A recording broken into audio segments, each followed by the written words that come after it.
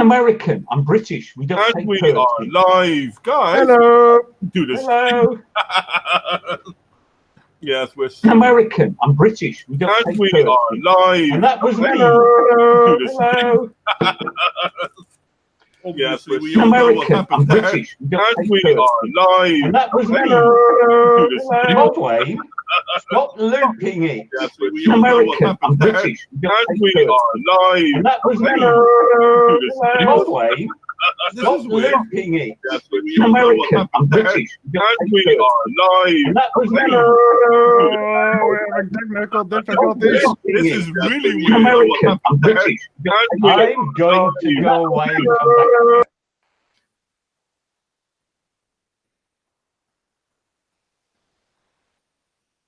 We seem to be having technical difficulties. Please stand by until we sort this I out. have no idea what just happened there. What? Having technical difficulties. Please By stand by leaving the call. until we sort this I out. have no idea what just Oh, happened. no. Oh shit, you keep looping. Difficulty.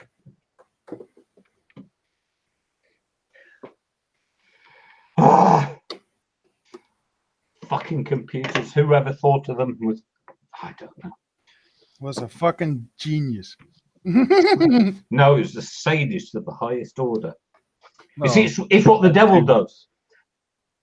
They sell you what seems an irresistible temptation that turns out to be way more trouble than it's worth.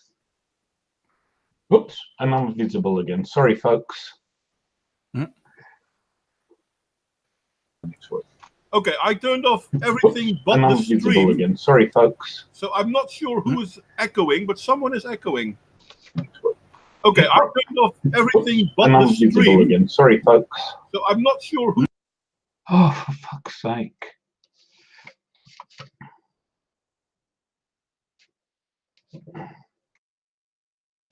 maybe we should try to start this up again or something. Yeah, no, I'm sorry, guys. It was me. Apparently, I had a window open that I didn't know I had opened. Creating a feedback loop. I was creating a feedback loop without even realizing it. This is really my bad. This is So Modway, when I poked fun at you and asked you if you wanted some competence at your computer, I was actually closer to the mark than I realized. Well, this is indeed an epic gamer moment. Let's leave it at that. Indeed, Jimmy stepped in here. This was. I'm sorry, guys. I don't know, Hi. but somehow I had multiple windows open of my own broadcast, and I have no idea why. Because Redo. we should be starting in a better way, and we are live, good people. What a messy start this was.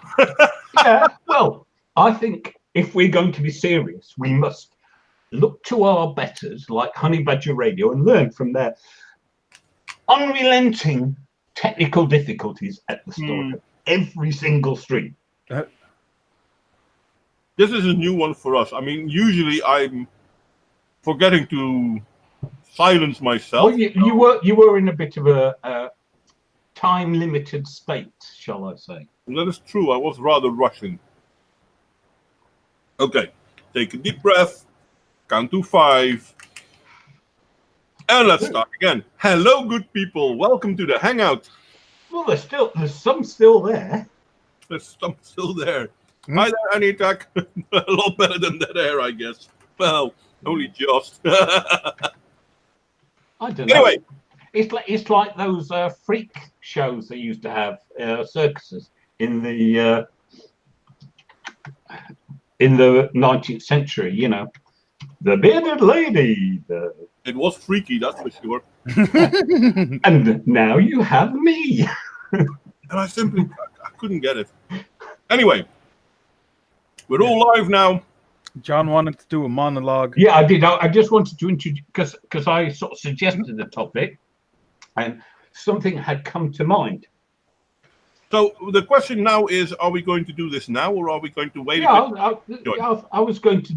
If you remember, I said I will do the thingy now, and then I will leave whoever's daft enough to actually want to talk about it to the business of so doing. Okay. Okay, so it's yours. Okay, so as we all know, the modern state is an out-of-control monster. It is too big, too bureaucratic, too intrusive in our lives, etc. But it wasn't always thus. In fact, a few rather eccentric examples in Europe notwithstanding, they're generally the product of the first two world wars, when the mass mobilization and organization of countries kind of stoked up the enthusiasm for big government. But even then, between the two world wars, neither the United Kingdom nor the United States had a particular welfare ethos until the Great Depression. And as a result of that, in the United States, Franklin D. Roosevelt had his New Deal. And in the United Kingdom, during World War II, there was a Beveridge Report leading to the creation of the welfare state, including such things as national insurance for pensions and the National Health Service. Mm-hmm. Now, when we look at the motivation for that, it was because if you have a tanked economy and masses of people who are basically unable individually to respond, because while individuals can respond, if you've got whole towns and cities like Detroit in the United States or Middlesbrough in the United Kingdom with hundreds of thousands, if not millions of people and no work, it's not highly practical for that number of people to relocate. And so there is a point at which you have to sort of like say, well, you can't just blame the indolent poor, which was the predominant attitude in the 19th century. You have to say, well, it's not always the person's fault that they just happened to get born into this location and then industry collapsed and then there's nothing for them to do. And if you don't give them some money, they will literally starve to death. On the other hand, if you start giving welfare to people, there are more than enough people who are like, lovely. Why work? We can just sit back and watch daytime Kyle What's His Face and that ilk, Oprah Winfrey, you know. And the problem here is you have two extremes, if you like. I'll just simplify it. Two extremes. You've got the deserving poor who you don't want to suffer through no fault of their own, and you've got the indolent poor who are more than happy to ride the welfare train with never any intention of leaving it. And the problem is the conflation of these two in the popular mind. So people see what they want to see. So there's all these reports, and we've had them in the UK for decades, welfare scroungers, using up the tax money. The fact that businesses not paying taxes they should have done was a far higher proportion, far higher figure than the amount of welfare fraud didn't matter, because morally, welfare fraud is easy for people to point at. Oh, those horrible scroungy people, which then gives lots of people a feeling of virtuousness. But in amongst all that, you still got the people who, through no fault of their own, are stuck in a bad situation, and where, as Norman Tebbit said, just get on your bike and look for work, isn't practical for hundreds of thousands of people all at once. And thus, the ethics of the welfare state is the problem. Do you neglect the people who need help, and probably only for short periods of time, but at the risk of then generating this parasitic section of society who live off welfare with no intention of stopping, and worse, feeding an ever-bloated government state, which then robs the working people of their hard-earned money in order to pay for all this. Or, you know what I'm saying? You've got the two sides, and it's like, we can't let people starve, but we don't want to be paying for all these idle workers. And that was the premise of my suggesting the topic.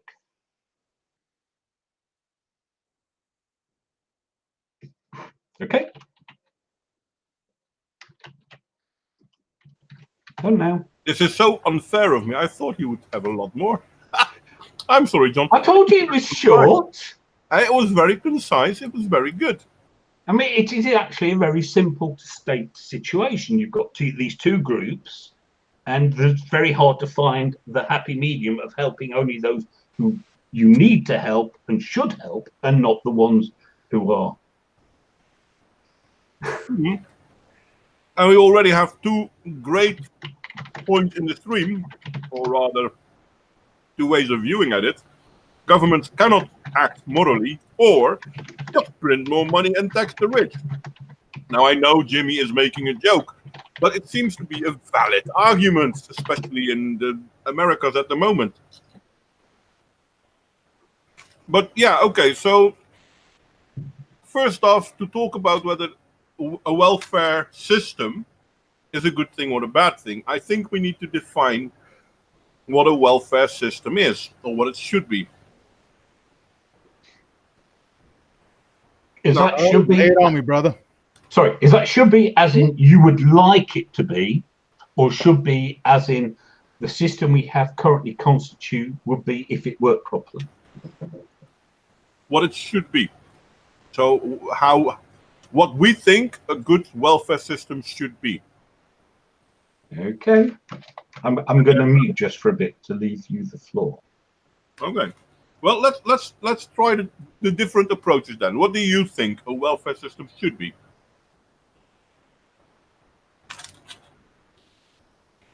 According to the High Desert Pioneer, a welfare system should only be private charity. I can understand that, but I agree with you, John. Historically, that has failed terribly. But then I would say, what should a welfare system then be? How much should a government be involved in a welfare system?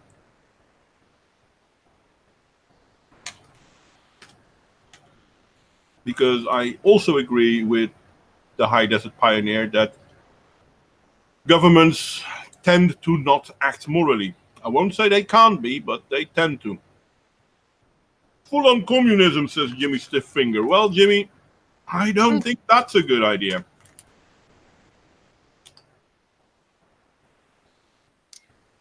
Yeah. In Ireland, the welfare system was set up and called the Magdalene Laundries. I have no idea what that means, ludicrous, sorry.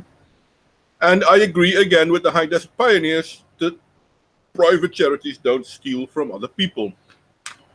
Well, can I just say private charities have a terrible record of misappropriating funds. That's theft.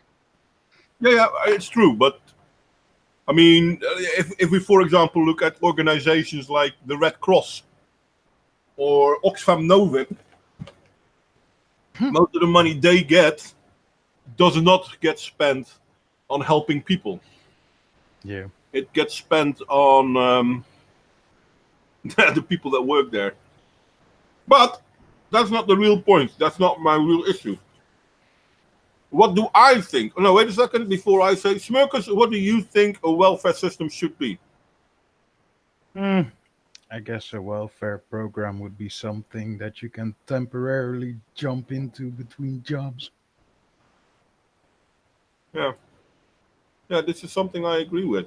And then also, of course, the poor and all that kind of stuff. But it has to sort of has to be aimed at, trying to get people on their feet again. And that's the main thing. I do believe that a welfare system is nothing but a safety net. And the goal of a welfare system is not to keep people in welfare. It shouldn't be. Hey there, Will Raven. So, I do believe in the concept of a safety net. But it shouldn't be more than a safety net. And therein lies, I think, one of the problems. It's fucking forced labor camps and shit and that. Well, in all fairness, I'm not going to say forced labor camps are automatically a bad thing. I mean, I am not going to say they're automatically a good thing. It's like, well, if you don't like this work, go find a job. Otherwise, you're working here. Well, I mean, I say this all like jokingly, but no, but I mean, I kind of try to be serious a little bit here as well. Hi there, Paolo. And Moblin is a Nazi. No, I'm not a socialist. Yeah, I'm sorry, Nazis are socialists. I'm not a socialist. But I do kind of understand the value of a safety net. But a safety net, I mean, a lot of people will tell you that, minimum wage should be this because it's not a livable wage. Yeah, but the whole idea of minimum wage is that they are stepping stones. Adult people shouldn't be working for minimum wage because they should have learned a skill by now. You learn a skill during your early years when you work for minimum wage, and then you have a skill, so you don't need to work for minimum wage. But I think this is also part of the problem because we have a lot of people in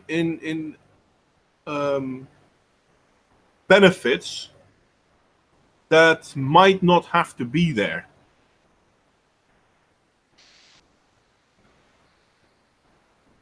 The problem with a welfare state is, John, why are you not talking, mate? Why are you typing? Now I'm having to read what you type.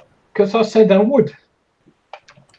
I would introduce it and leave you two guys to talk. Yeah, but what's the And fun in give that? our lovely audience somebody else to listen I to. mean, if we were like with 10 people, okay, but it's the 3 of us, man. You can just talk.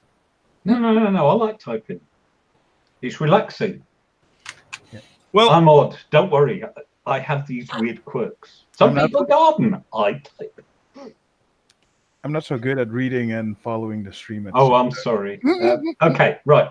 So, the fundamental problem with our society is they're too big. Just way too big. So, being English, obviously, that's the history I know. The history of the poor law in England goes back to Elizabeth I in the 16th century. mm-hmm. And what had happened is, prior to her father, Henry VIII, relief of the poor was provided by the monastery, that is the Catholic Church. Henry, having an eye for a bit of gold, dissolved the monasteries and confiscated all their wealth. Mm-hmm.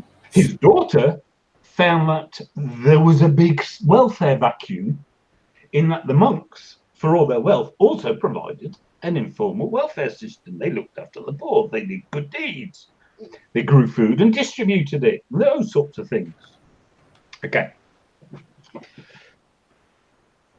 However, back then, they had a cunning plan. The government passed a law which stated that every parish must provide relief under the poor law. But it provided zero financial assistance, which meant that parishers were very keen on minimising the idleness that existed within their bounds, because the working people would then pay for the idle ones who they knew. This is what I mean by resolution.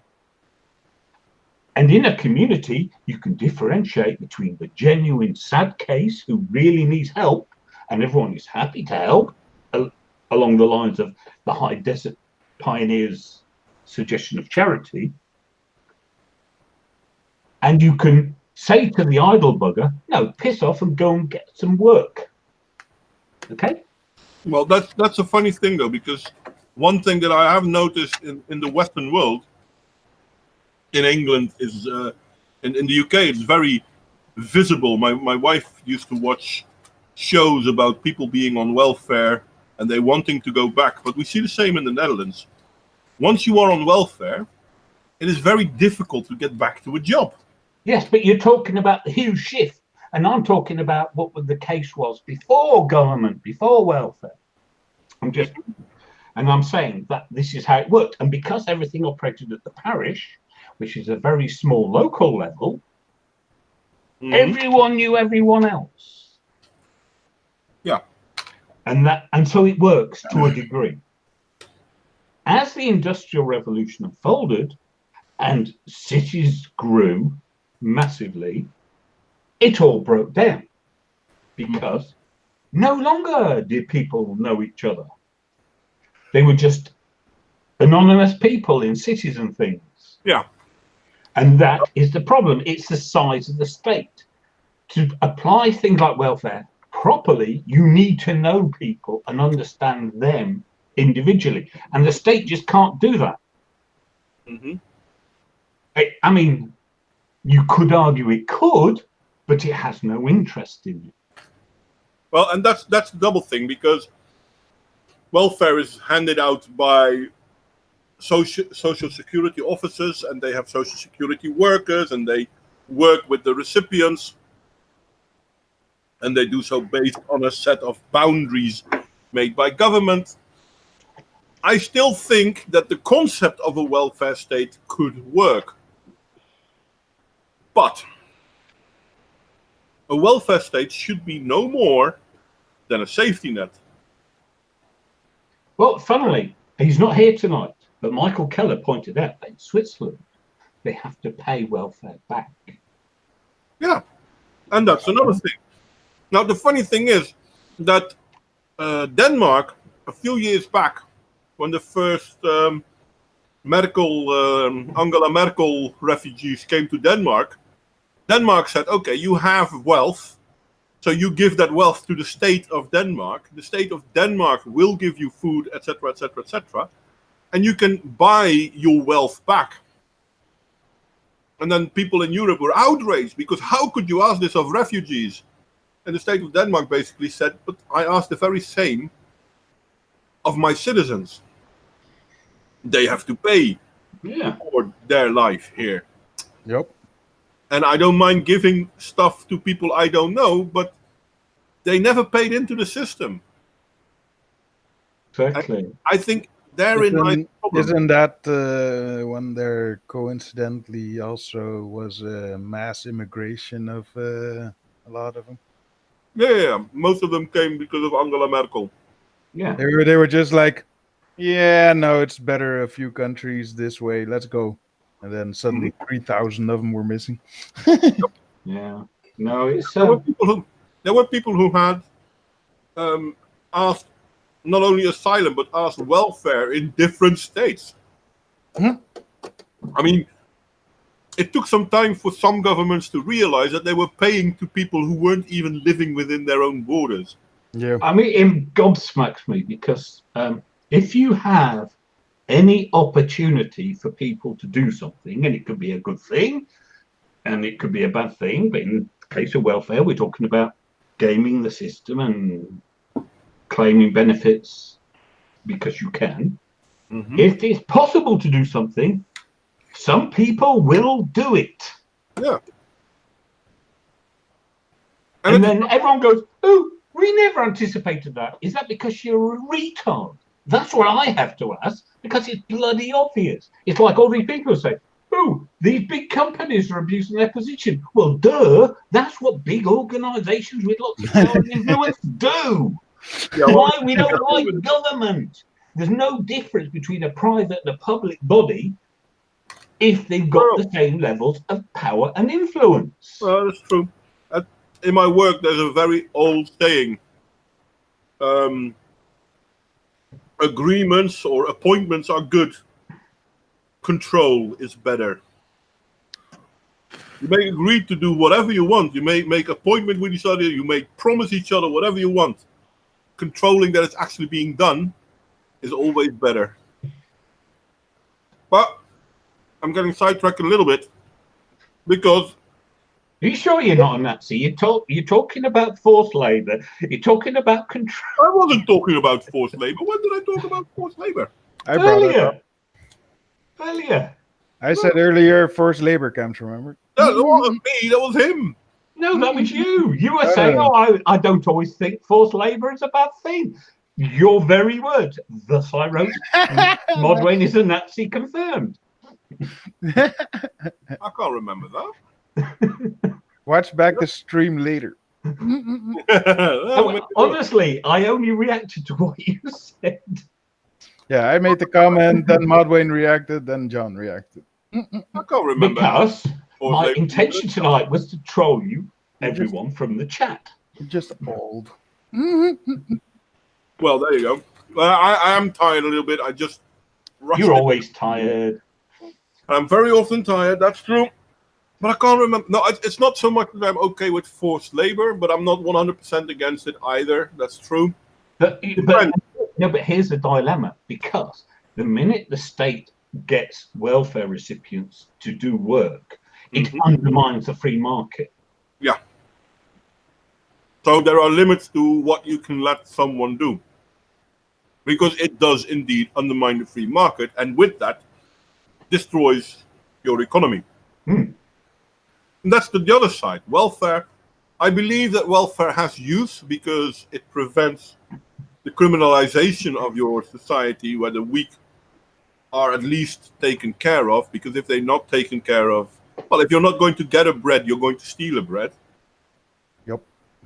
But at the same time, it also demands that the society in itself is a positive one. It's a cohesive one, a social cohesive one. Because in your example, back in the days when people were all living in the same village, people knew each other and took care of each other. And that was my point, is that it works at that level of knowing. It doesn't work at the anonymous level of a large city or a larger society. Well, I think it could, but not automatically. And what we're doing now is even worse. It's not so much that we automatically assume that it will work, but we also take in more people that are unfamiliar with the system and the society.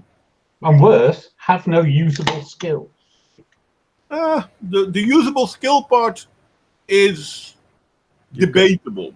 You can learn people's stuff, I mean. Yeah, no, but the point is, if you take in hundreds of thousands or millions of refugees who aren't literate, don't speak your language, have a foreign culture, that's an awful long time before a significant number of them become productive members of society. And this is not about prejudice, this is merely empirical observation. Yes, and I know that there will be people calling us Nazis and something-ophobes and something-ists, but this is not about being people black or being people of a different religion or being people of blah, blah, blah, blah, blah. This is what we are seeing.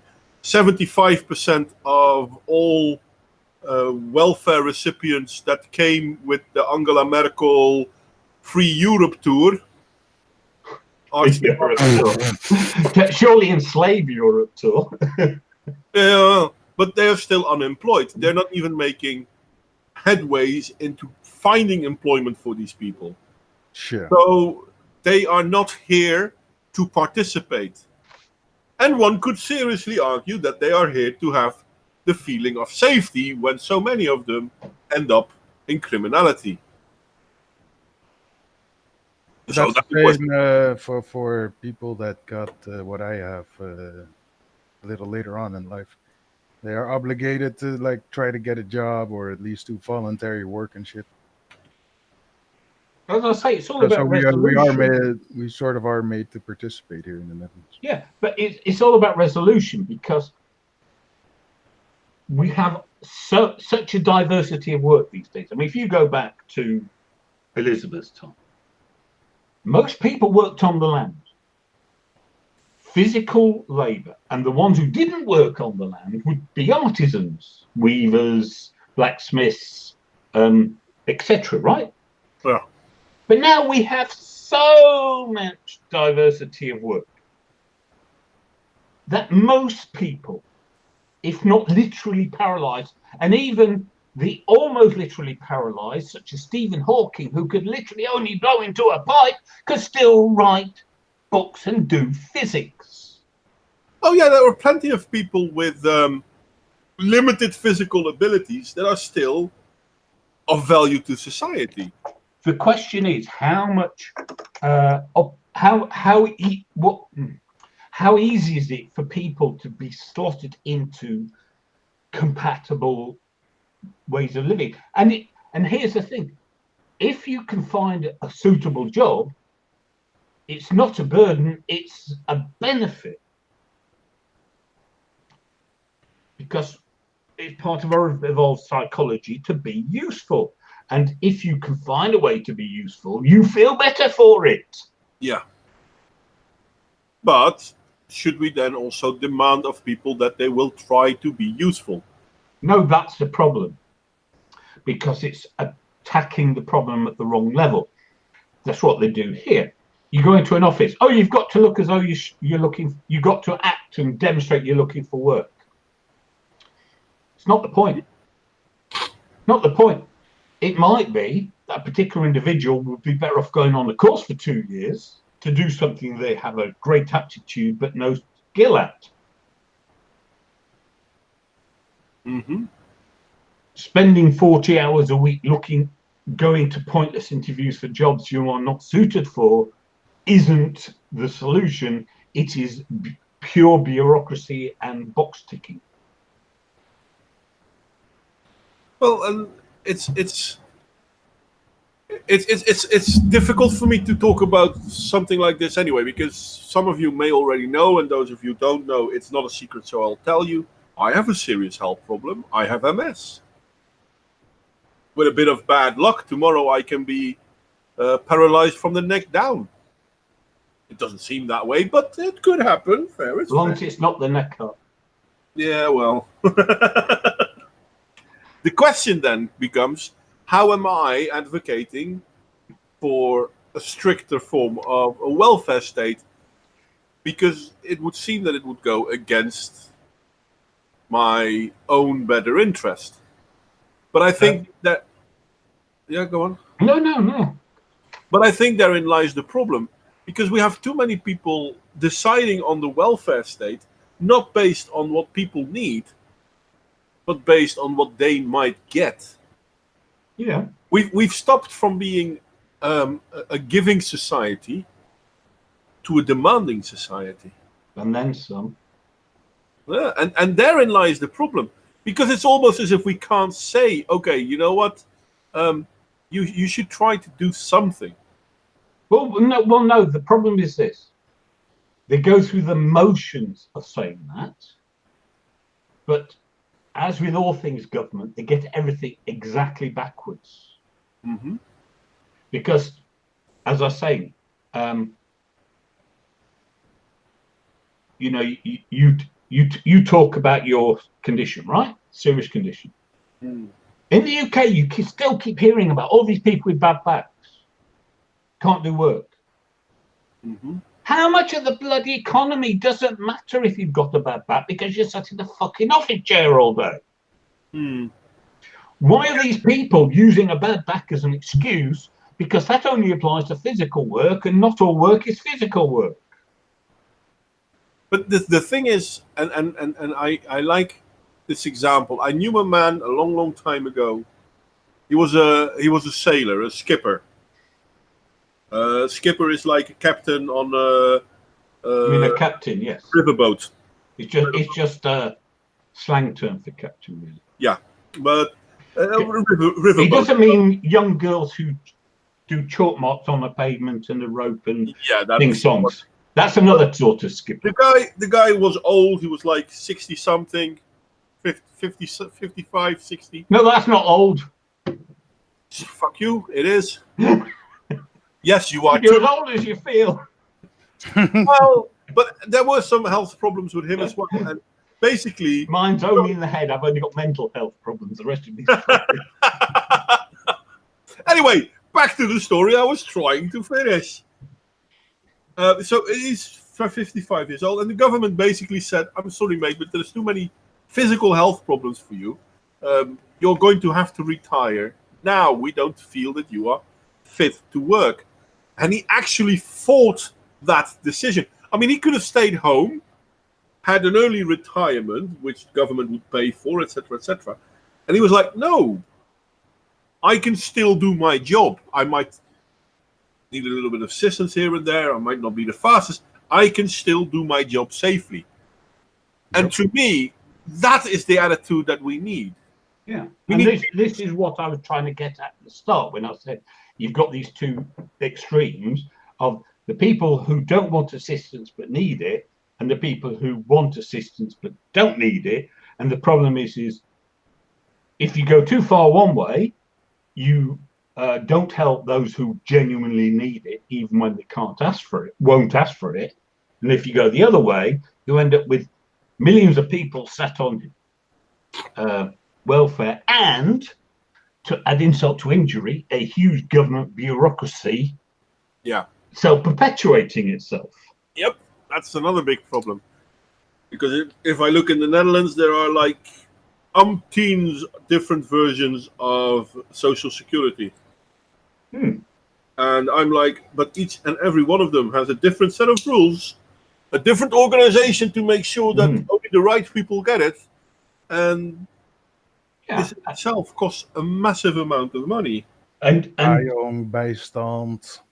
Yep. Okay. Bijstand, bijstand, gewone bijstand, jeugdbijstand. Voor je WHO, AOW. And like 16 others. Yeah. They all boil down to the same thing. You can't work, or you can't work enough, so here is a little bit of money. And the problem is... Or you're old. That's if you try and simplify it, you find out that the real motive force for this complexity is the bureaucracy whom it employs. And this is the fundamental problem of government, because the only people who can solve government in the way our systems are currently constituted is the government, and they have every interest in not fixing themselves. Yeah. Because the whole idea is that there isn't a problem. There is no, it's not that. It's, you know, they don't want to be the turkeys voting for Christmas. They'd rather be the people who have a nice cushy annual holiday and a nice big fat pension plan. Thank you very much. Yeah. And there's a problem in that. And in America, you can see this very clearly, but you can see this all over the Western world. It seems that politicians like to pander to the people who are welfare recipients because it buys them votes. But it's not just that. I mean, you hear of the resistance in America. It's terrible, I always hear. Yeah, but you hear of the resistance in America, the bureaucrats who essentially block any initiatives of the Trump government by simply refusing to do it. And this is the fundamental problem. You vote in a government, the government says, I'm going to cut taxes and cut the government, and passes policies to do that, and the government itself just says, nah, we're not going to do that. We don't like you, so... No, not even that. Just against you. Just, nah, we don't feel like it. Sometimes that's a good thing, sometimes that's a bad thing. No, at the end of the day, it's like Brexit. Okay? For those who don't know, I voted to remain in the European Union, which I understand now to be a very foolish decision. However, upon losing the vote, I realized that the most important principle was the democratic mandate. Yeah. And so I am now wholeheartedly behind the vote, because that was a decision. I don't have to agree with it. The point is, if you're going to have votes, you've got to stick with them. And if you have a vote, and the most crackpot government in the world, that's what was voted for. Yeah. You can't, as an employee of the state, say, well, it's my duty to resist. No, it's not. It's your duty to do what you're paid to do. Yep. And if you don't like it, leave and get another job. That is an option for you. You don't have to work for the state. But if you work for the state, you are employed to do what the government tells you to do. Well, if there was a vote, then it's the people who will tell you to. Yeah, but that's what I'm saying. But the problem is the people, these resist Trumpers are like, oh, well, it's not the 60 million people, or whatever it was, however many it was, who voted for Trump. It's just Trump. Because Orange Man bad. Yeah. This is something, well, we were slightly going over to the politics of things, but the whole welfare thing. Oh, isn't there a whole bunch of politics involved in the whole welfare thing? But the whole welfare thing is politics, because it is a way for politicians to buy the votes of the weaker members of society. And while that's true, I would counter you with, if the people on welfare are a minority, there ought to be more votes in getting rid of the welfare burden and thus reducing the tax burden. Yeah, but the problem is that a lot of people are filled to the brim with the bullshit of postmodernism and Marxism. Not that many, though they've done their best to increase the numbers in recent decades, I admit. Still too many. Let me call it like that then. Oh, yes. Because there Still are too many. people who will say, yeah, but we need to open the borders. We need to let all these other people in. We need to give welfare to the poor people in our country. Along somebody else is paying, the immigrants move somewhere else and no one takes my job. Well, the worst part is everyone is okay with giving everyone else money as long as it's not their money, whilst realizing that it is their money. Because the government doesn't have any money. Yes. It has debts, though. The Well, governments are good at debts. Plenty of debts, but they don't have money. The only money governments have is the money we bloody well give them. And I'm not against taxation, don't get me wrong. But this is why it's so important that we need to realize that, okay, what do we accept from a welfare state and what do we not accept from a welfare state? But this is at the heart of the whole welfare question is the question of money and taxation.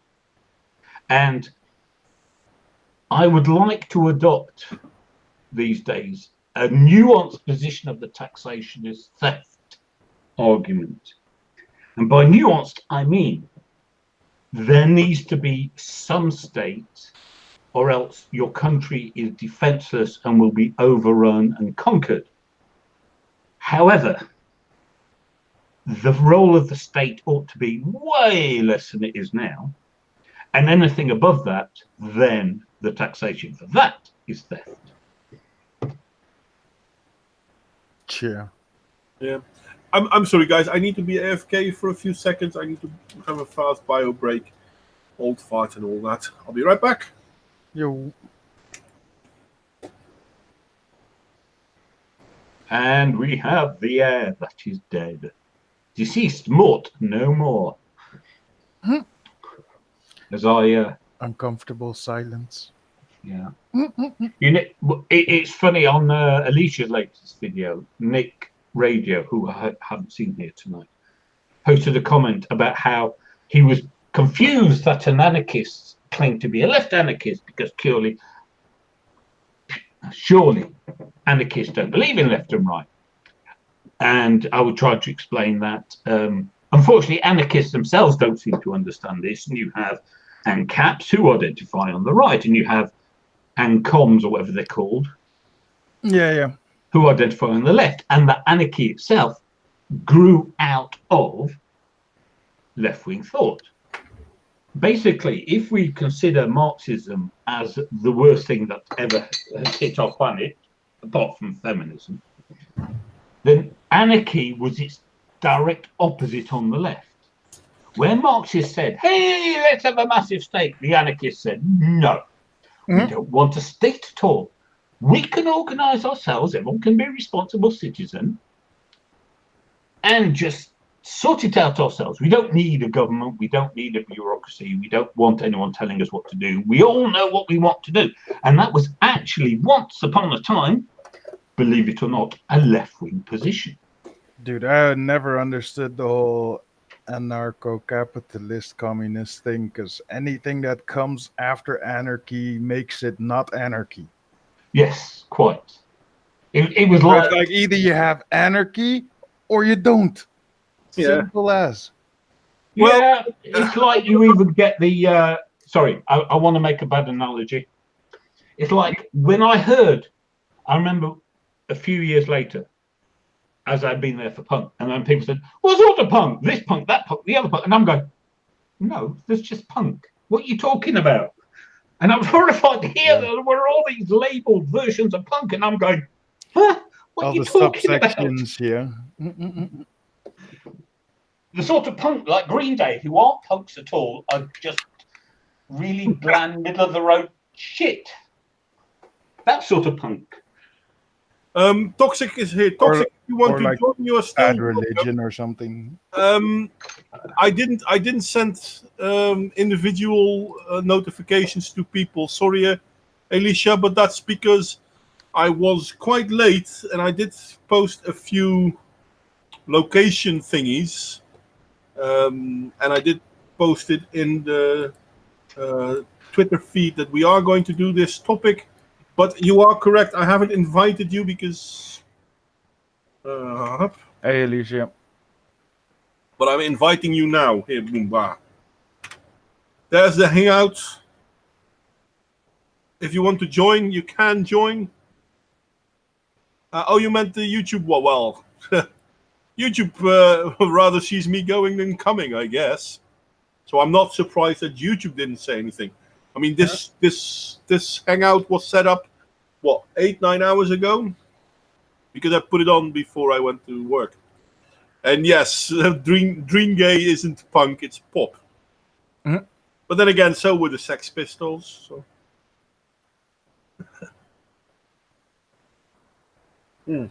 Anyway. Back to the topic of the welfare state. Anarchy. Well, I'm not a fan of anarchy either. I love the fact how people say, well, but anarchy will work because everyone should do anarchy based on the, what was it? The no harm principle. And I'm like, I'm sorry, but as soon as you say anarchy based on, you're already putting in limitations. You're putting in laws. Yeah, anarchy is an either or. Either it's anarchy or nothing. That's it. That's anarchy. Yeah, if it's anarchy, everything goes. If everything goes, then it's survival of the fittest, most probably. Survival of the fittest. Rule of law is gone. It's all based on who can do what to whom. No. But it should be based on no harm principle. Do no harm. Good luck. Well, that's all good and well, but that's a rule, isn't it? And anarchy, no rules.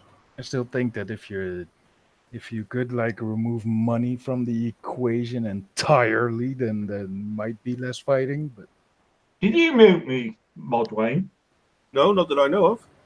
Damn it! I was arguing at you and you weren't hearing me, and then I realised I was muted, and I had not taken my mouse over to that side of my dual monitors for ages. So goodness knows. Anyway, I tend not to mute people without saying it. Yeah. So anyway, anarchy is a political philosophy, and what you are calling anarchy is the lay version of anarchy, in the same way that just a theory is the lay version of scientific theory. There is a political philosophy. Not just that, but I had a friend who was into anarchy, and he suggested some books by Russian anarchists. And one of them, written in 1917 between the two revolutions, predicted exactly what would happen after the Bolshevik Revolution. Now, I'm not saying for 1 second that anarchy would work. It won't. For the same reason welfare doesn't work, because society is too big and complex. But it doesn't mean they don't understand shit. Okay, then feel free to clarify how they. Well, I did mention it earlier. The concept of anarchy is we are a free association of individuals. It's basically it's a left-wing strain of libertarianism. We're free individuals. Everyone who wants to should be able to contribute. Because the fundamental problem at that time, way back when, was that many, many people were barred from freely contributing in society. Yeah. And so the idea is you just get together and organize it all amongst yourselves. However, it doesn't scale, which is the exact same problem with libertarianism. It doesn't scale. But that's the problem with everything. Yeah, but I mean, at least the non-libertarian / anarchist ideologies recognize that you need some form of government and centralized organization. They are purely in denial about it. But that's the funny thing about. I think Jordan Peterson once said it, and probably other people have said it as well. We can always point to where we think the right wing is going to the extremes, but somehow we cannot ever point to the left wing going into extremes. I don't understand that, because I can. I was hearing that again today. It's easy. The minute you become an identitarian. And that one doesn't matter if it's left or right.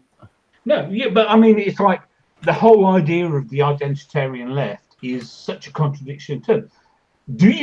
If to be left is to believe in equality, how can you be an identitarian?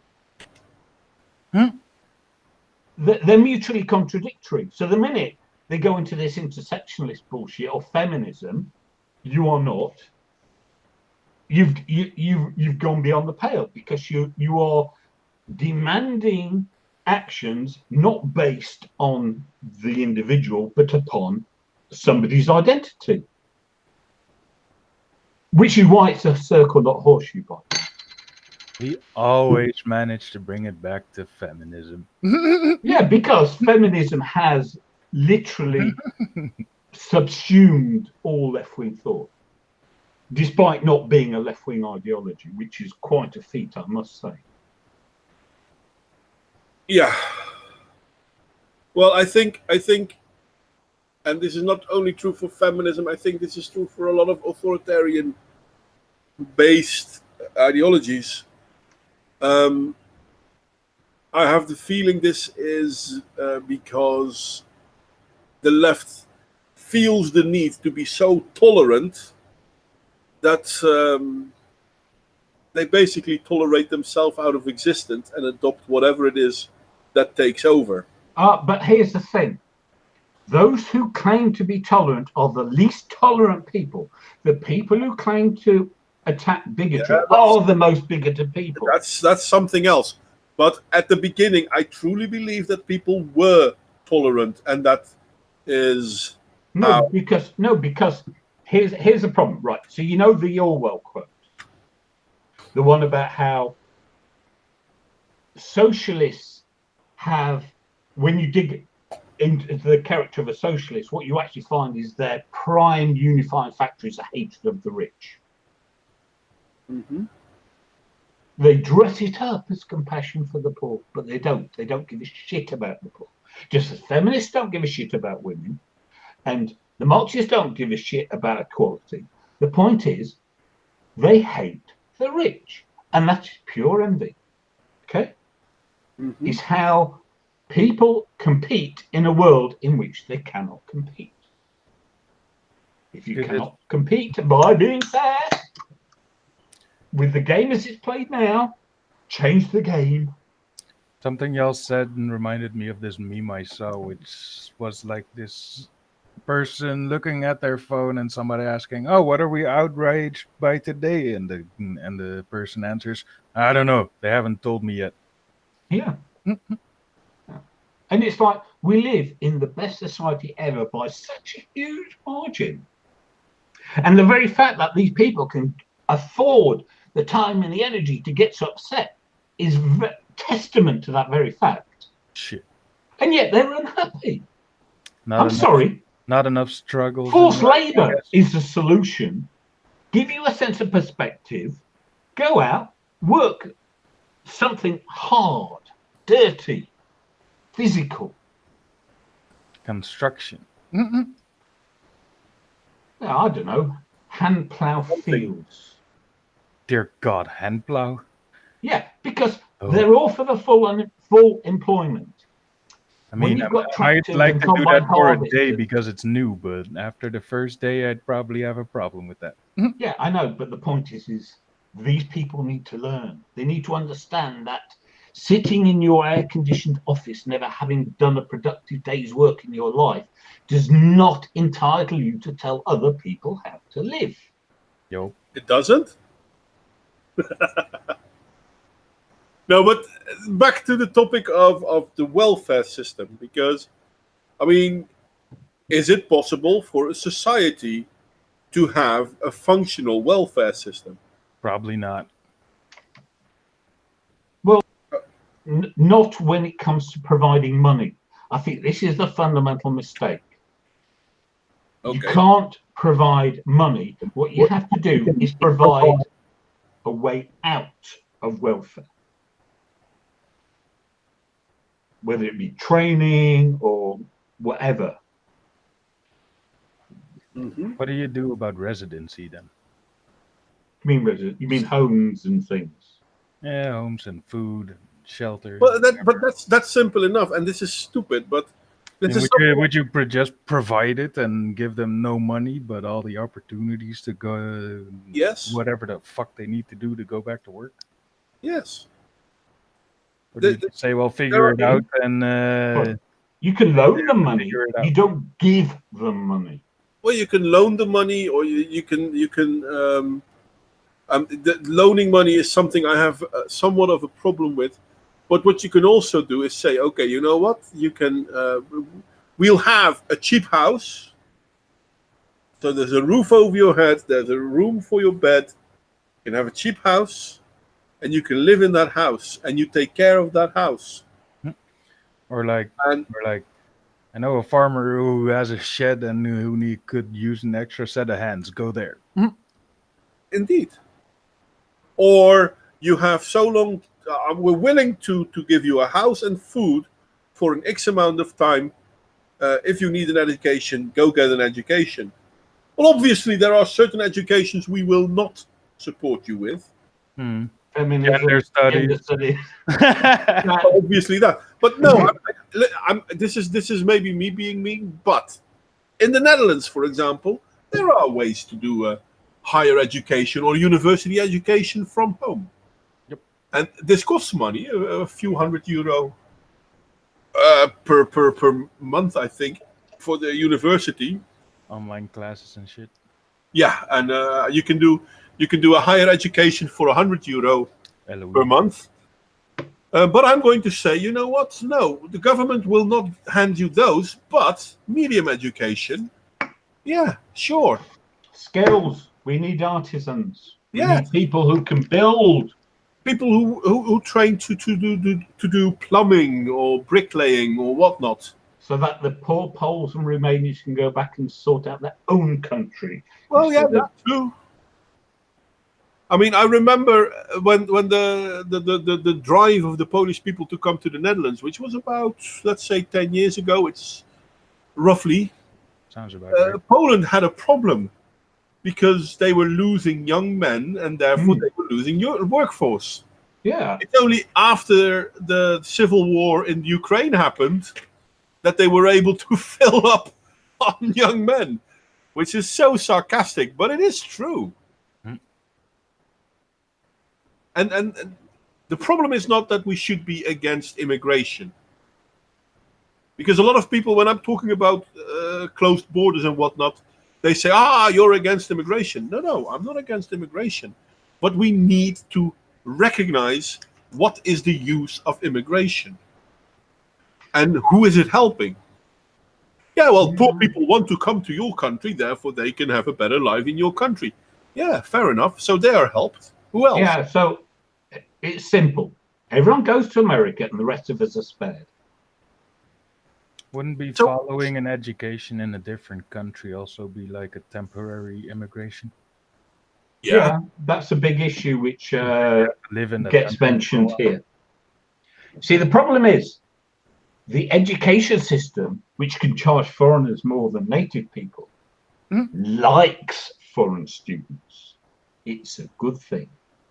Then those students hanging around because they've been here for 3 years and like it suddenly becomes a bad thing. Such are the vagaries of whatever. But there you have it. And because of the welfare system that we have set in place now, and I'm not even talking about people who come to abuse the welfare system, merely the people that already live here. We have, Whatever your kink is, mate. Whatever your kink is. but we've created a society, we've created a system that basically says to people, you know what? Do what the fuck you want to do, and if what you're going to do kind of destroys your survivability, don't worry, we got your back. Yeah, but that's the And all- irony. We haven't. It's all skewed and distorted. No. No, it is. It is. Because it's like if a working class northern person in Britain does that, then they are pilloried in the newspapers and given a hard time. It's only if you're a So we're refugee, excusing you can't see the air quote, but there's an air quote, refugee from, Syria by way of Tunisia, say. Yeah, but basically what you're telling me now is not so much that blah, blah, blah, but what you're saying is there's also a double standard. Some people are... Yeah, exactly. That's what I'm saying. And that's what I'm saying. The kind of people who push these policies are deceitful little shits who actually discriminate like mad while claiming to not discriminate at all. It's just that they discriminate along different lines from the people they accuse of discriminating, most of whom aren't discriminating but are just doing their best. Yeah. Much like the people on welfare that go, they took our jobs. Well, you're unemployed. You could have had that job. Yeah. But you see that, and this is my point, because it's like I worked in construction. And so worked with lots and lots of East Europeans, with Indians, Africans, people from pretty much around the world. Well, the not developed world and Europe. And it's in the here's the problem, right? Okay. So British people have a life. It suits the construction company to have people come here, work on contract. And because they're here, free of their family, who are probably back home, they will work every hour they can, really hard for weeks on end, without a break. But the British people are like, no, I've got to go and watch my kid's football game or whatever, you see. So there is an inbuilt benefit to the employer of having an immigrant. And so they'll be like, well, the British employees aren't as good as the foreign ones, which is true from their point of view, but they never will be. Because if you have a life and a family and things to do outside of work all the time, the employer's less interested. Isn't there like laws for that shit? Well, no, this is the problem. That you can't work 80 hours and shit? No, this is the problem. No. You can if you sign the waiver. And this is the problem. Because what will happen is, because everyone's employed on contract and therefore not paid when they're not working, they'll have someone come here, they'll work for 6-8 weeks like mad, then they'll bugger off home for 2 months, and the employer doesn't care that they're gone for 2 months. Mhm. Because there's no responsibility on them for them. Yo. And so the problem is that the economic dynamics actually benefit picking foreign workers over native ones.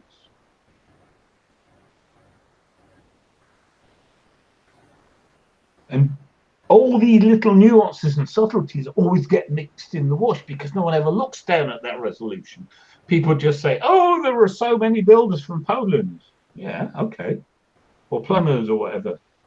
And it's true that they get a much better level of skill in their training. As someone said to me, it's like, here, if you become a plumber, you can plumb. Whereas there, you can plumb and do this and that and the other, and lots of skills because they're not so narrowly demarcated. Yeah. But there's a difference. I mean, they're like more like the handyman instead of. No, they actually become competent in them all because it's not a mindset. I only do X. Yeah, because you can't only do X. You're a builder. That's what you do. You build. Yep. And you can be specialized, but you have to be able to do all. You have to be really competent in all. Yeah. And they're really keen on training. They're really keen on development. And they have and honestly, they're great people with a fantastic mindset. Well, but the problem is, it's incompatible with solving the joblessness in your own country because there is no native mentality comparable that gets people off their asses and motivated to work as hard. Well, funny enough, the thing with the working ethos of the Polish people, hiccup. Sorry, the working ethos of the Polish people wasn't unlike the working ethos of people in Western Europe after the Second World War. You need to work. Period. Why do I need to work? You want to eat, right? You want to sleep? You want to drink? You want to watch movies? You need to work. Which ironically was the way communism worked. Everyone had to work. There was no choice.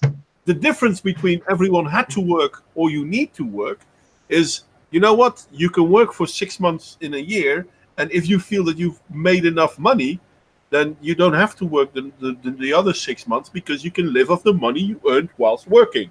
No, but that wasn't my point. Aren't those usually the most dangerous jobs that you can do that? Yeah, for example. But communism basically said you need to work, and everything you do isn't yours. Yeah. Which ironically is the opposite of what the whole political ideology was supposed to do. Because the ideology was supposed to give workers the product of their labour, not strip it more completely than any system. Yeah. I was recently told that the welfare state is a meaningless term because every nation has a welfare system. Well, hi there, Nick's Radio, and that was a very funny argument, and I'm completely agreeing with you that you didn't bother to refute him because he was an idiot. Yeah. Disingenuous. If every country had a welfare state, why the hell would they come to Western? No. That's not what he means. I think he's saying every Western nation. But the point is that's like saying, any comparison between countries. It's like, oh, you can't criticize the American government as an American because every country has a government. It's like, no, because while every country has a system, you have your system and you can focus on what's good or bad about that system. You don't have to worry about other countries' system. Well, yeah, that too. Unless you're going to move there, I guess. But talking about in an argument, it's like saying, this is another thing. For example, I have 2 friends living with us in the Netherlands right now. They came from England. They had enough of that island. They want a real country now. And they come to the Netherlands. That was below the belt. That's all I'm saying. Below the belt. It was completely intentional. I know. But anyway. I know. No. That's why I said it below the belt, because it was a low shot. Hey, any shot that hits. They hit. I mean, kudos. I mean, hats off to you. I am in admiration. That's not going to stop me protesting at your dirty tactics. Fair is all fair. But anyway, they came to the Netherlands, and I set them up. They can live with me. They pay a little bit of rent to me, not a lot. Yeah, he's polyamorous. No, not like that. Sorry, I just like playing with words. I don't want to do that. But they live here, and they were like, oh well, if we could stay there for a few months, and we will get we get a job and we get a house. And I'm like, yeah, sure. Now I know that in the Netherlands, to get a house within a few months is, well, let me put it like this: you have to be a refugee from certain countries because everyone else has to wait for years and years and years. Yeah, because you're not a racist country, so you have to have a certain skin tone. Yes. You could probably rent a house in a couple months. Yeah, well, That's not what he means. If you can pay a rent above about 800 to 1,000 euro, then you can then you can rent a house within a week. You would have to go through a makelaar. Yeah. Oh, let me see. Netherlands diamond capital, masks. You can fill in the rest. Yeah. But to be able to rent a house with a low income, yeah, I'm sorry, that's really difficult. Oh yeah, that takes like 5-6 years. Yeah, easily. But at the same time, they were in the Netherlands. Within a month, we had the papers so that they were registered in the Netherlands, and normally then you have to wait till you have your tax number so you can work. We had that within a month, so he could get a job. He had a job within the month of being in the Netherlands. Yep. He already works. Well, he has been working for the last year. And he pays along, etc., etc., etc. And then you have immigrants on welfare that lived here for 30 years, proudly with a banner on their house saying so. And then when you come to their door, they go, I don't really speak a whole lot of Dutch. And see, therein lies the problem. I'm sorry, but I mean, I'm willing to pay for these people when they came to the Netherlands. Mm-hmm. And I know that this would have meant that I also would have been responsible for their wealth, their how do you call it, their startup health insurance, and for their money, etc., etc. And I would have done that for a few months because I was able to do it for a few months. Mm. But we already knew that when they would come here, they would get a job. At least one of them would get a job. Yeah. And that's the first thing that they worked on. Because they had a house, they had a roof over their head, etc., etc. They had safety. The first thing they worked on was one of them getting a job. Mm-hmm. But then we have people who come here because they need to be here because blah, blah, blah, blah, blah. And we open the doors to them and they hang out and live on our welfare system. And the problem is not that they do it. Funny enough, people always like to think that, oh, you see, you hate them. No, the problem is not that they do it. The problem is that we have governments that are totally okay with them doing it. Mm-hmm. Whereas every one of us can't do the very same thing. One of us. So I'm not in favor of welfare systems because they are used against their own citizens. And I like the fact that the world is in debt. To whom? I don't know, but the world is in debt. But why is whoever invented money? Yeah, probably. But why is the world in debt? Because we gave money to people who have no intention of giving it back. Sure. And this is basically what welfare is. Now, people who are working to pay back welfare... Sorry. Aren't they called bankers? Well, yeah, some of them, yeah. Thieves. And it's fair. I mean, if you look at, for example, America, the biggest welfare queens in America are companies like Walmart. Mm-hmm. who are hiring people who work full time there, but they barely give them enough money to survive. But at the same time, should we then increase minimum wage? No, we should not, because as soon as we do that, it'll start another wave of inflation. So, yeah, I think if governments want to actually help, the only thing they should be busy with is, okay, if you really can't afford a place to live, we get you a place to live. And if you really can't afford to live, we'll give you a place to live and we'll give you a bit of food. But that's where it should end. We're not going to give you a phone. We're not going to give you a computer. Yeah, but we need these things. Well, you know what? There's a computer in how do you call those, libraries or workplaces, Yep. employment offices. You can go there. Now you can look at jobs. And then you can look at jobs, and as soon as you get a job, you can get a phone, you can get this and that, and blah, blah, blah. But we really should stop. But I need to call my family and back home to make sure they're safe. Well, but in all fairness, I mean, if by the time my son is old enough and I think he needs a phone, well, he's not going to work to get that phone. Well, then I need to. So if you feel you need something and your family agrees with you, then your family can come over the bridge. And if they can't, well, then apparently it's not important enough. And funny enough, if we consume like that, prices will actually go down as well.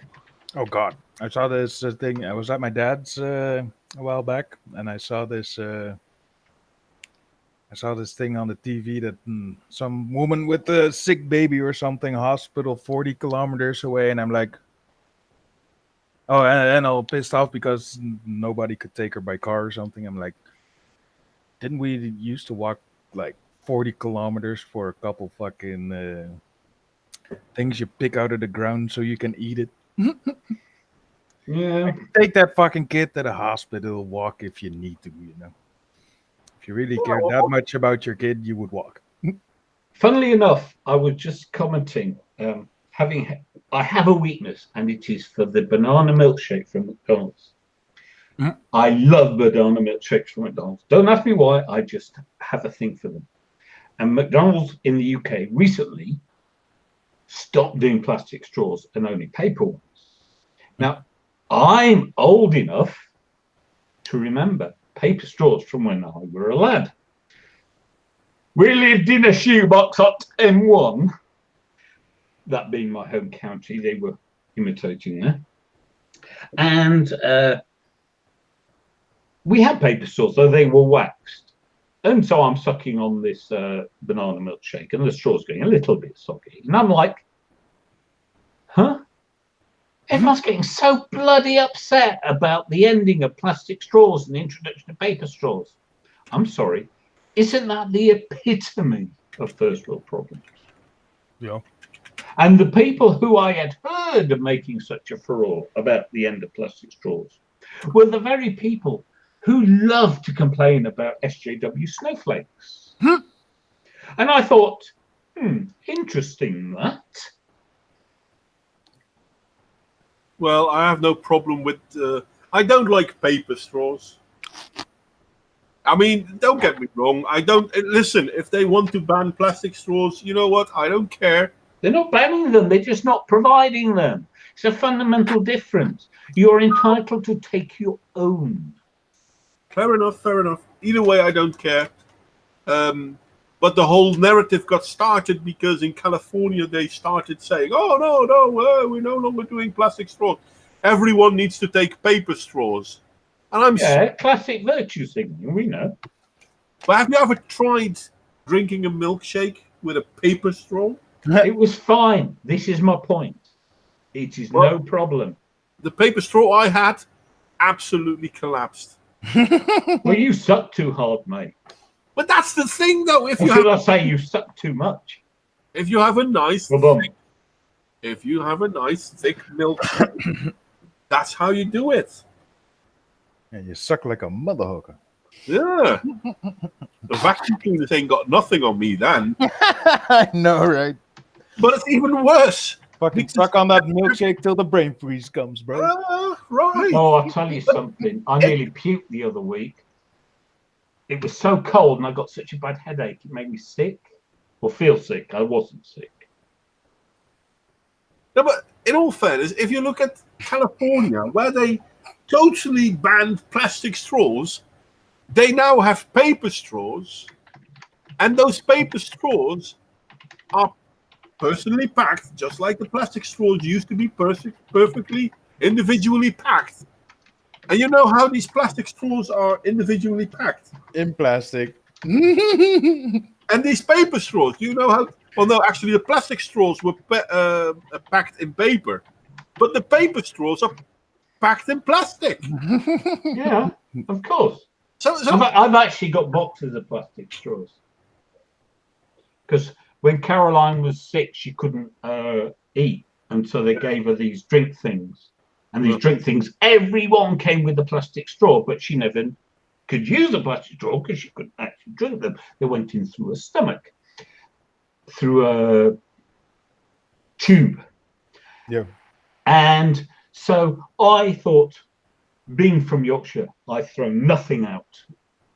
You never know what will come in use. So I've actually literally got boxes of hundreds and hundreds of these plastic straws, all in their individually wrapped plastic bags. Damn, you can make a fortune, man. Now that they're Well, back. I was thinking about finding a deserving case in California and posting them to them. Because I'm a twat like that, and I find that sort of thing funny. Are you this upset? Tweet me your address. I'll send you a box of plastic straws. well, Because some people do need straws. but You that's know? I mean, there's nothing wrong with straws. Just don't throw them out on the ground. Throw them in the garbage and Put them in the recycling. That's what recycling is for. Throw yeah, them you in can do people's that. faces. I mean, no, don't do that. Just don't throw them in the River Congo, Yangtze, or what's the one in India? Ganges. Ganges. Aren't they the big three polluters or something? Well, there's some of the three big polluters. Yeah, there were two more, I think, but yeah, they're not in the. But they are three big polluters. And the funny thing is, I will give any Western European, I will give them so much scolding if they indeed went to these rivers to drop in plastic. Yeah. But I haven't actually met anyone that did. So I'm not really sure how changing the world in Europe is going to affect these rivers.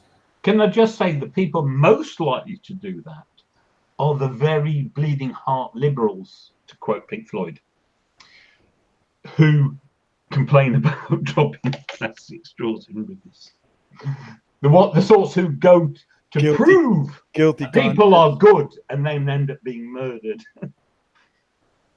with alarming frequency, because not only are they naive, they're illiterate. Yeah. Oh, sorry. Sorry. Marty Vicker. Lots of air. Oh, you No, should have heard me earlier. Or not. I think I woke the neighbours.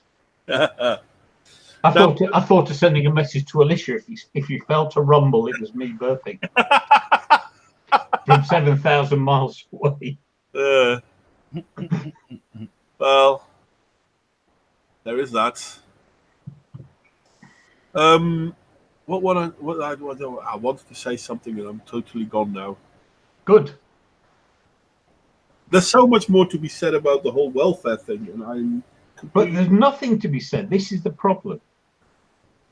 Because the political dialogue about welfare, once upon a time, in countries such as the UK and the United States, which are the two I know the not least about, if you know what I mean. Mm-hmm. there was a government ethos that taxes were bad and governments should do anything they could to not spend money. Then something flipped. It was like a switch. And now we have an ethos where, hey, you want something? We'll just pay you. Yeah. And it's like, it's literally the reverse. The ethos of not if we can possibly help it has become, of course we can. The thing is, I mean, I work in healthcare. I want to help people. I actually do believe in helping people. But it doesn't help people to give them welfare. This No, and that's the problem. We're making them dependent, and dependency is a terrible thing. Now, there are people that are exceptions, physical or mental disabilities. And even then, I'm going to say, you know what? Try to Do get whatever you're work capable of. to what they're capable of. Yeah, and this is then what they I was can still saying about all these protect you. people with bad backs not being able to work. And it's like, for fuck's sake, how many jobs these days need you to use your back? You can sit in a chair with a back brace and, you know, just as easily as you can sit on the sofa at home and watch the television. Yeah. It's like you can work 4 hours a week. Good. Work 4 hours a week. Yeah, even if it's just 4 hours. You can sit in the till at Tesco, for God damn it, going, No, mip. Sorry, joke. no, but I mean, I have a friend, and she works as a doctor's Receptionist? receptionist thing, and they do quite a lot of. Obviously, they're not doctors, but they do quite a lot of stuff. And she started working 8 hours a week, 2 times 4 hours. Mhm. And it was all starting, and she also had a VIA because she had disabilities, this and that, blah, blah, blah. She started 4 hours in 2 days. She's now working 24 hours, 2 days of 8 hours, and 2 days of 4 hours. Did I say that right? No, that's not true. Nope. Whatever, it Sometimes doesn't you have matter. to be The working- effect doesn't matter. Sometimes you have to be worked into it, you know. Well, you have to.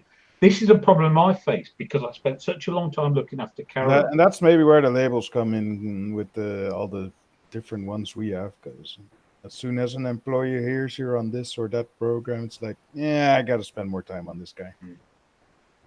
But you But see, it the trouble is, depends. if you're in employment and you're off long-term sick, they have to ease you back into work. But if you're long-term unemployed with the same problems, they don't have to ease you into work. Yeah, and there is that is a problem. With But that's a societal problem.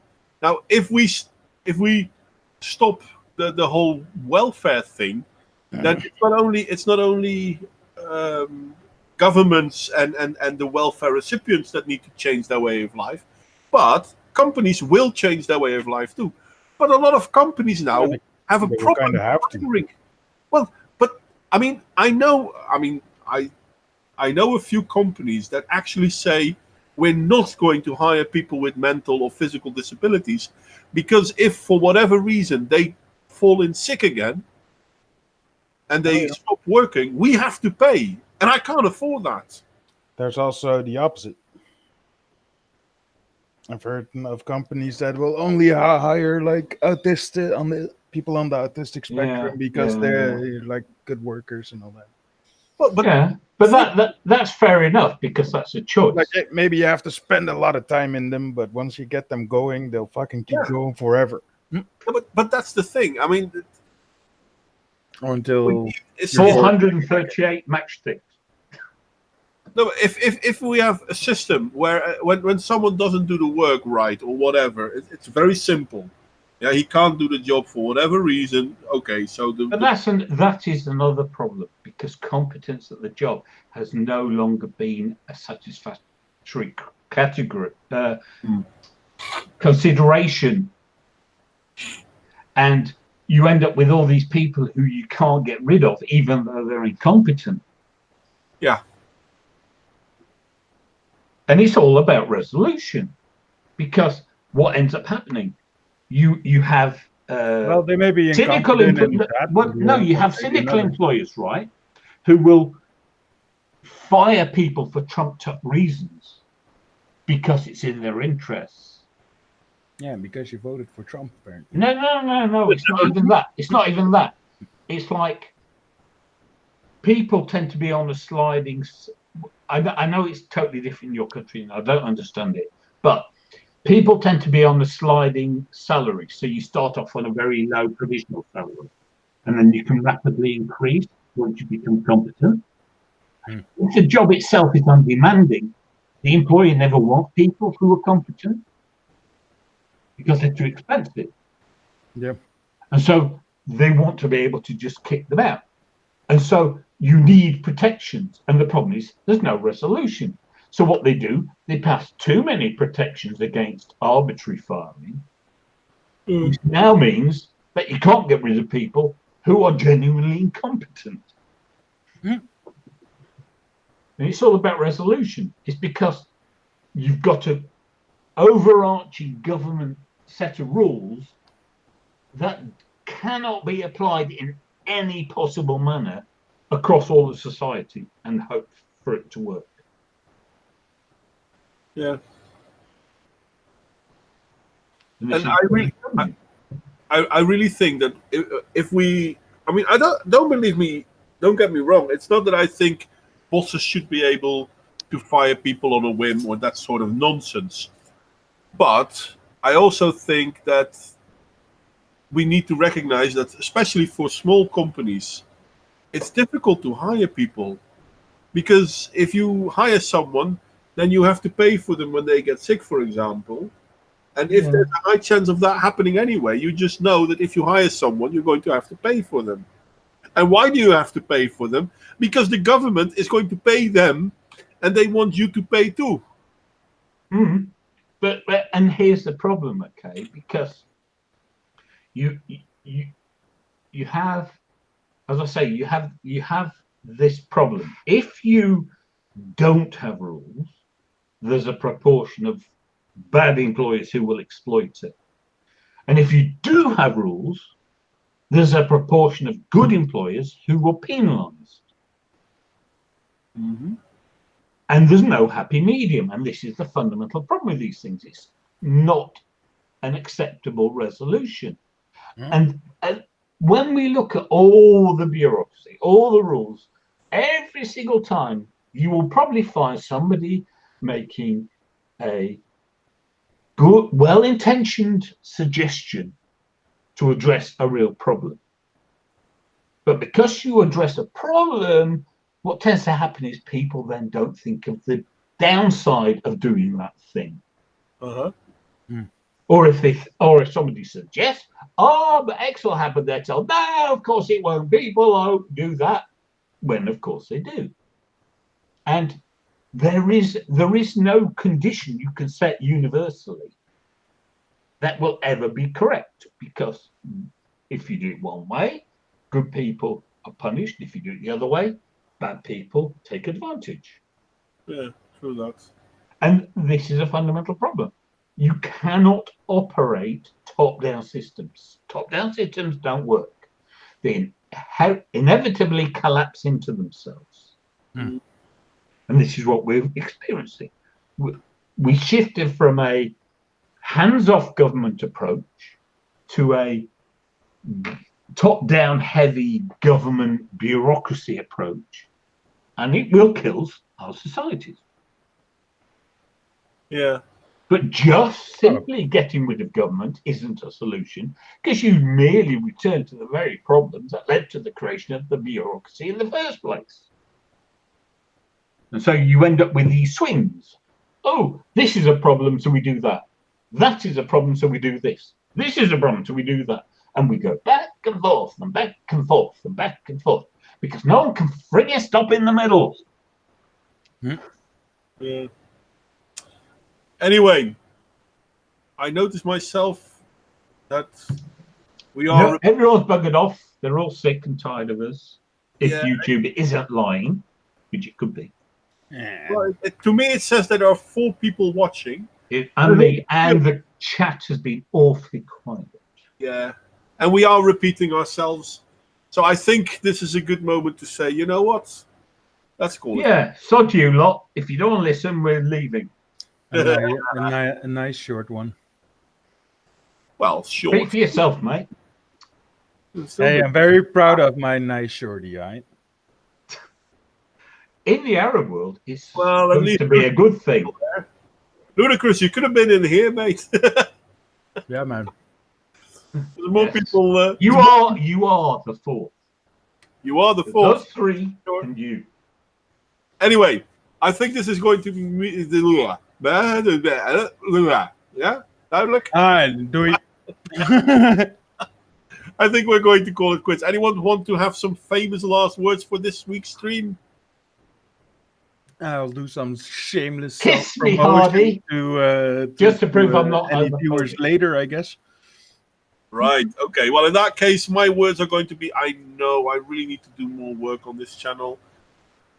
I've But- been making videos on my gaming channel again, so go check it out. Smirkus Gaming. Yes, you should if you like that sort of stuff. I never liked. That's not true. It's not so much I didn't like. I never cared for those how do you call it? Watch me play. No, it's called different. Yeah. Let's plays. Let's plays. I never cared for Let's them. plays? What's a let's play?